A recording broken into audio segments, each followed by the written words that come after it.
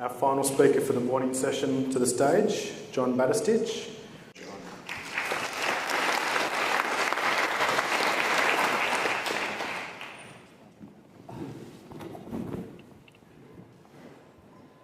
So I think this is both the best and the worst of times. It's the best if you're really excited around knowledge, data, and predicting and profiling the future. It's the worst of times if you think you're a market researcher. What I'm going to do is very briefly talk a lot about some macro shifts. I'm going to start very wide, talk about some enablers, customer experience, and how that is a critical requirement for many marketers. I'm going to talk about some of the hackers, some of the competitors that are redefining research into knowledge and prediction. Also talk about some of the implications, 3 quick case studies, and we'll then kind of talk about a model, a new model, and some new thinking around marketing. So 5 macro shifts, very briefly, for context. We certainly have the demographic shifts that are occurring around, in Australia at least, ageing, smaller households and ethnicity. Power moving east again after many hundreds of years of being in the West, and we see that having a huge implications to supply chains and acquisitions. Sustainability that we've seen in the G20, whilst Australia has almost policy-free, this is going to continually be a shift that will face all of our businesses and our sectors. Then there's genetics, robotics and nanotechnologies. They're going to change the way technologies give us data, particularly around wearables and the longitudinal value that we get from customer data. But the biggest disruption that is obviously impacting many of our sectors is technology-enabled connectivity. Now, you've heard a lot about that, so I'm not going to touch specifically on the drivers, but what I will talk about is some of those enablers. Clearly, we're living through unlimited purchasing power, speeds of data that we know are growing exponentially. We have storage capacity. Our customers have production tools where they are now creating content in a new way, there are new data sources. We have open platforms, whether they be APIs that are now sharing data in new ways. We have social networks that are being talked about, online commerce, wearables, new technologies around nano and bio, and then connected things. All of these are exploding the data sources around our customers and our categories. And this connectivity is clearly changing customer experience. And customer experience, I believe, can be defined in 6 basic stages in most applications, most categories. There's the discovery stage, where we start to learn and understand and gain inspiration. There is the find or search stage, where we're now starting to look for the best solution. There are buy stages that can occur in any channel, I might add. There is the acquire stage. When I grew up in retail, when I bought goods is where I acquired them. Now increasingly in other parts of the world, not so much here yet, is where I buy, click and collect, or click and reserve, or buy, install and get home delivered. There is now new channels of acquiring. There are channels where I use and share. I can share good experiences or really, really bad experiences in new ways. And also I have new ways to connect with brands in a relationship, only if I want to. We think that people always want to have relationships with us. I don't want to have relationships with most of the brands that I buy. There's only a few that I really care about. And this creates a network of advocacy. It can spin out back into discovery. But what is really insightful about this? It's obviously not linear. It's networked. We're spending, over the last decade, more time in discovery. Technology has actually slowed down the customer experience stage. And what that means is we're spending much more time on discovery and we're spending less time on the find stage. Algorithms of search, comparative sites have got better. We can buy and browse across many channels. It's now much more social in numbers, much more scaled. It's more planned, there's less impulse, more informed, less promotional purchases. And there are larger brand consideration sets over the last decade that we've measured and tracked. Also, and most importantly, it's much more incremental. It's more reiterative. A woman with a mobile phone in a bus in the morning looking at a blog, and then connects with some video content at work, at lunch, and then browses on a Thursday night in a shopping mall, and then buys online. These are all little moments where channels are being now channels of reach, channels of influence, channels of purchase, channels of sharing, and channels of relationship. And as a result, I think there are now 4 critical new layers of insight. We've talked historically over the last decade around what I would call browse, the discovery, and the search and the find data. And that's defined us around purchase, which has dominated much of the thinking in the last few years at least. But I think over the next few years, clear location is going to be one of the areas of enormous growth. Larry Page from Google said only a few months ago that the internet is still really clumsy. It's really clumsy because we don't know where you are often and what you're thinking and what you're doing. So location is going to be a very rich source of data that will create context for the content. And I think context is the queen or the king, no matter what you call, for that content and that conversation. And we'll talk about that a little bit later briefly.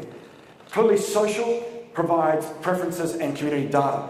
So as I said, the data sources that have come at us in the last decade have really been around what I would call the browse, the attribution online, and then the buy, typically online or offline. What I see in the future is obviously social, which is the preferences of the community, layered with the location data. And there are now new technologies around kind of Bluetooth, and you've all heard lots of hype around beacons, but Wi-Fi and other location services that are now creating a whole lot of rich context to behaviour. So the research hackers and Kenya talked about that a quarter of us believe that the leading research company in the next few years, we don't really know who that is. But what we do know, it's not going to be a traditional research agency and a member of one of these institutes, unfortunately. What we do know is that the clients are owning the customer data. And those clients are making decisions to bring that data in-house. And their absolute need is to organise that and extract value from that data.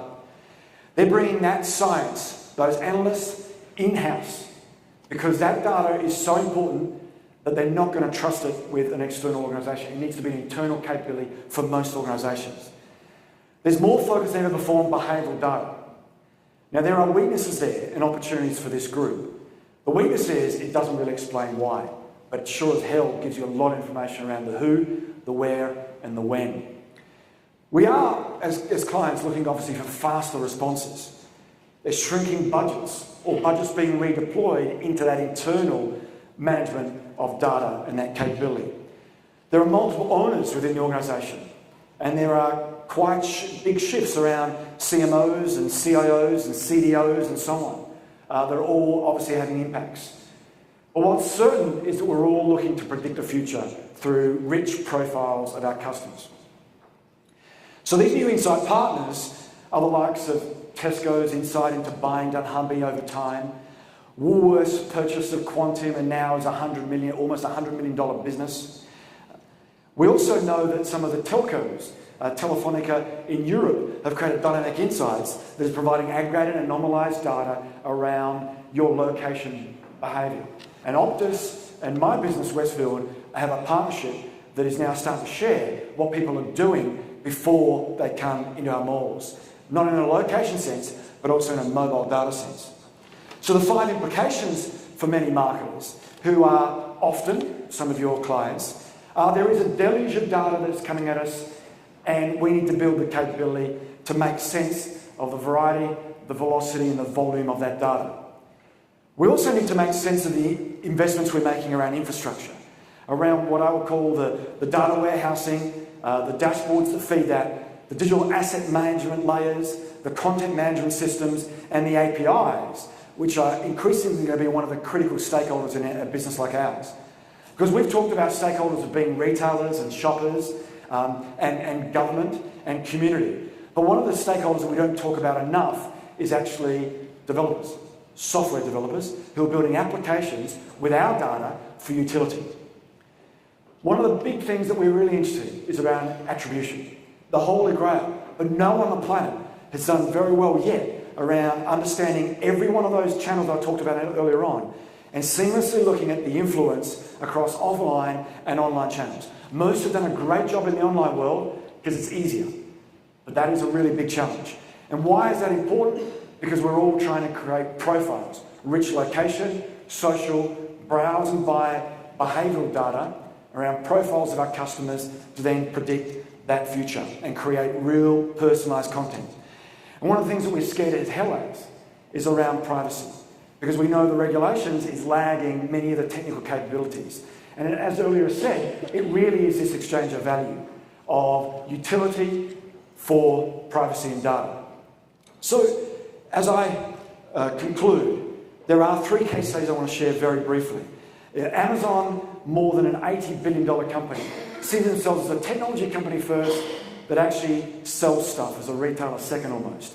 And a third of their $80 billion worth of retail sales is done by digitally enabled, personalised content. They know what book I want next, what video content, what apparel that I want next, based upon the data about my previous behaviour and people like me who have behaved in that way. One of the examples I have in my career, I first started in beer at Lion Nathan, and I moved in my career to move with a company called Kimberly-Clark, who had Huggies at the time, which was an incredible brand. And I did that because I thought these businesses were completely opposites in shoppers and categories and channels and culture. What I didn't know 20 years later, that they were incredibly connected from a data point of view, and I had no idea. Why? Is because what we've found now is that men who have children no longer, and this is a Tesco finding, go to the pub. So the insight was that people who buy Huggies newborns, the families who bought that product, also the index for packaged beer went up. And it was because the men were no longer in the pub and they had to be at home. Now that's not kind of it's a correlation obviously. The causal effect is obviously if they weren't at the pub, they may have not had a need to buy the Huggies. But that's where data is changing new relationships. And then you've got UPS who are using data not only for customer connections, but for business optimization. And using data to create new predictions around routes and around, they kind of talk about, it's not about profiling, it's more about wisdom and clairvoyance and using data to create efficiencies of time and fuel. So what that means is, and finally, is a new model for marketing. And this is an area that we're thinking a lot about. And we're going to need people like you to help this kind of sector. But what I do know is that marketers increasingly are looking at that infrastructure platform. That platform that supports the data warehousing and, as I said earlier on, the digital asset management layer, the content management systems and the APIs. Beyond that is the data science, the data elements that most big organisations at least are going to see critical to creating that direct relationship with their customers. And bringing that in-house is going to be essential. One thing that I think many marketers are talking about is around experience design. And this is where you could really help, because I think there's a very rich vein of insight required to create those stages that I talked about, defining those touch points and where you win and lose and what matters. Beyond that, most are talking about now creative technologies. Those who really get technology and how to apply it to big business problems that creates utility. And above that, it is a deep understanding of the customer, creating context, understanding the context and the conversations within that context, the content that connects with that for an outcome of value and utility. So 5 conclusions. There is a shift in customer experience, and I think that is a massive opportunity for the people in this room. Integrating that browse, the social location and buyer behaviour has never been more important and is now the rich layers of customer insight. It helps us understand the where, the when, the who, but not the why. And there will be other techniques that I'm sure you will support many of those businesses for. Creating that customer relationship, that direct customer relationship is important, and that new model for marketing has many new layers, and many organisations now are thinking about how they work with partners to supply this. So the dear past, there were wonderful lessons, but the future, we now need to be ready. Thank you.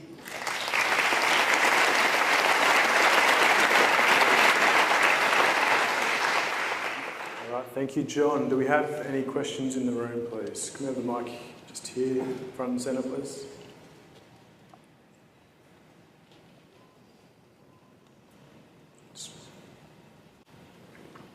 Hi, Mike. That was very, very interesting. I wondered, there's a whole bunch of new startups that in the customer relationship management space using technologies, and one I can think of is My Way. I don't know if you've heard of them. But essentially, what they're trying to do is transform the relationship so that I have all this data about myself and everything I do, and that's got value. So you as a client provide me with services, and in return I give you all this information about all these different things I do, all the touch points of my happenings and things like that. And then they build huge databases about that for and around you. It's sort of it's a very transformative way of looking at the relationship with the client, where all of a sudden that data is not something you take from me, but that data is something that I own, and I get things back from you for helping you with it. Do you see that kind of service having legs and being part of these transformations that you're talking about? Yeah, absolutely. I think we've seen businesses like kind of Vision Critical do that in terms of creating communities where their insights or claim behaviour is being rewarded by organisations with solutions and other rewards. I think certainly in the future there's no question that exchange of I'll give you my data, and some of that is, I think it needs to go beyond I'll give you a report of what I've done. It needs to be now, give me access to your mobile phone and what you're doing over time. Yes, that's what I mean. Yes, absolutely. So I think that's an area of, I think organisations are going to be very, very interested. So that's the next stage of taking those communities and moving from claim to, let us get access to the way you're consuming content and the way you're discovering, searching and buying, going back to those customer experience model. Is there another question just here? Thanks. Hi, just asking about the mobile stuff you were talking about, and obviously this GPS location technology. But in terms of, just the stuff I've looked at, and I'm interested in your view, it seems that it's easy to work out where you are, but not what's around you, where you are. So I haven't seen technology or companies, you've got Bluetooth that does local very well, but GPS just knows where you are. But from a retailer perspective, you don't necessarily know what's around them, what offers they're seeing. Have you come across anything, or are you doing anything that enables you to understand that journey better? Yes, so there's firstly there's the GPS, which is basically longitudinal and latitudinal, and gives you coordinates. Then there's Wi-Fi data, which is a very important, and it's not just people who have access to Wi-Fi, it's the MAC address that's signaling Wi-Fi access points that then approximates where you are, and that's starting to get very, very good. In our business, for example, we can get down to 5 metre coordinates, or what we call location accuracy. And then there's the Bluetooth or beacon technology, which is a dumb proximity style technology using Bluetooth. All of those have value in creating a location profile for customers. And what we're doing at Westfield, what we think is important, is starting to create location profiles. Just as Amazon has done online, we're working with RMIT in Melbourne with Professor Mark Sanderson and taking our data and then saying, help us understand what one individual has done over the year when they keep coming back to our malls. Where are they going in the mall? What stores are they going into? What's their location path? And then we can start to create profiles of people who really like Australian fashion design, for example, in that precinct. But we also know that people who love Australian fashion design also love beauty and other services. So let's send them content on arrival that says, kind of, welcome back, Genevieve. Here's what's happening on, and all that content is being informed by your previous location behaviour. Got two. This one just here.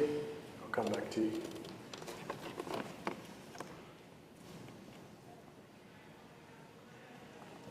Hey John, Peter Harris from Vision Critical. Thanks for the plug.